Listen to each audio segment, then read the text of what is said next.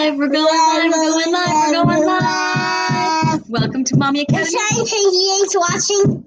Today we're going to continue our story of the Jesus Storybook Bible. I hope that the pounding doesn't bother you too much on this episode. We are having some work done on the house, and so someone's out there doing a little hammering, but we're going to go ahead. Oh, it's named D. That's right. We're going to go ahead and share a story with you today from our Jesus Bible, our Jesus Storybook Bible. Good cover. Now, who wrote the children's version of the Bible? This children's version. Sally Lloyd-Jones. That's right. And we're so grateful to Sally for putting this Jesus Storybook Bible together for us to enjoy as families and parents. So please check it out and buy your own copy to read along with us or read with your children. It's a really valuable asset as a parent to have this for our children. So here we are going to read today about the young hero and the horrible giants. Ooh, but first, Tankie, what happened in our last story? Who became king?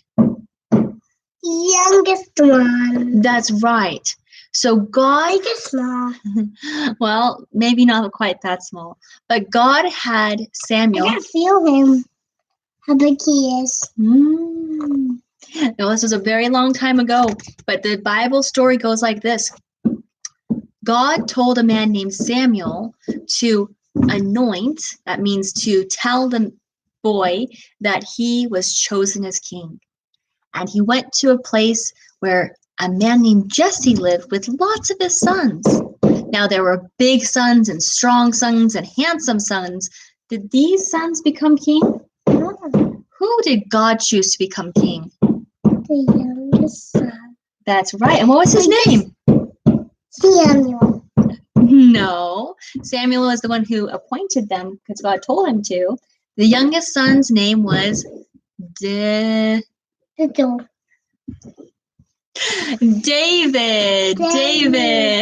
right. And we're going to learn more about David today. Now, why did God choose a little one instead of a big one? What does God look at? Does he look at the outside of a person? What are you saying? Because inside. He looks at someone's heart. Yeah. That's right. Just somebody's brain.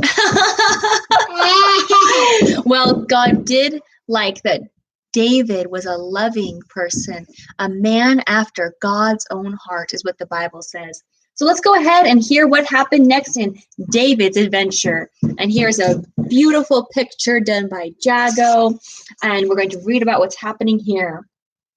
This is from 1 Samuel 17, David and Goliath. God's people had some scary enemies, but the Philistines were the scariest of them all. And now the Philistines had come to fight them. The Philistines had a secret weapon called Goliath. Goliath was a terrifying soldier, and worst of all, a giant so strong and so tall and so scary that no one had ever been able to fight him and live to tell the tale. And that's the picture we have of Goliath. Oh my goodness. So there they were, the Philistines standing on top of one hill, and God's people standing on top of the other. Every day Goliath shouted, "Send your best soldiers to fight me. If he wins, we will be your slaves. But if I win, you will be our slaves." Do you remember what slaves means? No. That's when people have to work very hard and they don't get paid, and the people who tell them to work are usually really mean to them. Would you want to be a slave? No. No, that's what God's people were just freed from when they left Egypt. Tiny Tim was a slave for 1 year, and then he was not a slave anymore. Oh, your imaginary friend, huh? Yeah. I'm glad he stopped being a slave. That's good. Yeah. He was just a slave for 1 year, then he wasn't. Okay, thank you for sharing. Okay, so no one spoke and no one moved. "Chickens," Goliath bellowed. "Your God can't save you. I'll rip your heads off and have you on toast." His beady, greedy eyes glowered at them hungrily from under his horrible helmet, as if any minute he really might just gobble them all up. And good cover. And he laughed his terrible laugh. Ho, ho, ho, ho, it boomed, echoing horribly around and around the dry, dry valley. Well, Goliath might as well have been a green, slimy monster with 3 heads, because God's people froze with fear. Their eyes glazed over and they turned deathly pale. They knew if someone didn't do something quick, if someone didn't save them, but God would do something. He would send someone to save them. Now, you remember that David was the youngest son of Jesse? Yeah. Well, his brothers were soldiers in the army.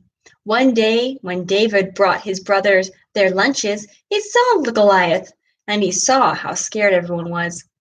"Don't be afraid," David said. "I'll fight him for you." "You're only a shepherd boy," the king said, "and Goliath is a great soldier. How will you fight him?" "God will help me," David said.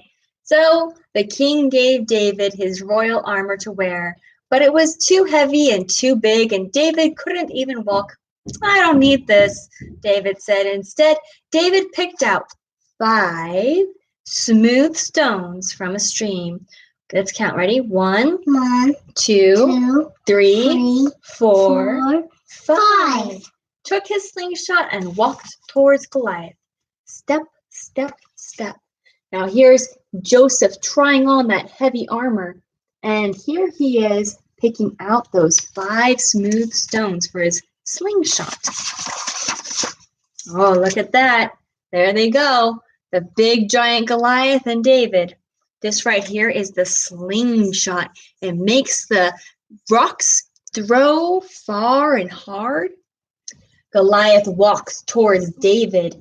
Thud, thud, thud. "You?" Goliath peered down at the small boy.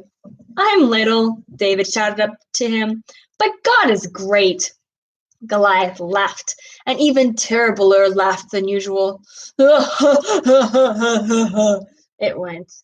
With just one swing of his giant sword, Goliath could finish the boy off. But David kept going. It isn't how strong you are, or how many swords and spears you have that will save you. It's God who saves you. This is God's battle, and God always wins his battles. David put a stone in his sling, swung it around, and let it go. The little stone flew whiz, like a bullet through the air and struck Goliath, thud, right between the eyes. Goliath stopped laughing. I want to see someone who's all like that. He's all smooth, right? That's a cool picture. He stumbled and staggered and crash fell dead. When the Philistines saw Goliath, knocked out. Why was he making him dead, not knocked out? Well, that's a good question. You know, sometimes when someone is really fighting the other people and they're being very, very bad, in order to protect yourself, well, you might have to, David had to kill Goliath. That's what happened. He stumbled and staggered and crash fell dead. When the Philistines saw Goliath was dead, they ran away. And when God's people saw them running away, they cheered. God had saved his people. David was a hero. Many years later, God would send his people good cover. Many years later, God would send his people another young hero to fight for them and to save them. But this hero would fight the greatest battle the world had ever known. Who's the hero who will fight the greatest battle? God. Sort of. Jesus. That's right. He can save us from bigger things than why Goliath. is this cracked here? Oh, it looks like the page tore, huh? Well, I hope that you enjoyed that. Now we're going to sing a little song called Only a Boy Named David. Can everyone get their slingshots out? I don't have a slingshot. Go ahead and get one out. Come on. I don't have a slingshot. Just like this. Just like this. Get it out. I don't have any. Just like this. Get it out. Come on. Get out your sleeves. Like this. Just like this. There we go. Ready? Now we're going to go like this. Only a boy named David, only a little sling. Only a boy named David, but he could play and sing. Only a boy named David, only a rippling brook. only a boy named David, but 5 little stones he took. And 1 little stone he put in the sling, and the sling went round and round, and round and round and round and round and round and round and round, and round and round and round and round and round and round and round, and 1 little stone went up in the air. And the giant came tumbling down. Well, we learned in our last lesson that God doesn't look on the outside, he looks on the inside. Yep. And he's just not inside of you right now. And you too. And you too. You. And in this lesson, we learned that it doesn't matter how big or strong you are. Who helps us win our battles? Jesus, God does. Very good. Jesus and God. Yes, that's a little bit of a tricky idea, but they're the same. But we'll talk about that in another lesson. Yeah. I hope that this brought value to you. Please like, please share, please subscribe. Thanks for watching. Goodbye.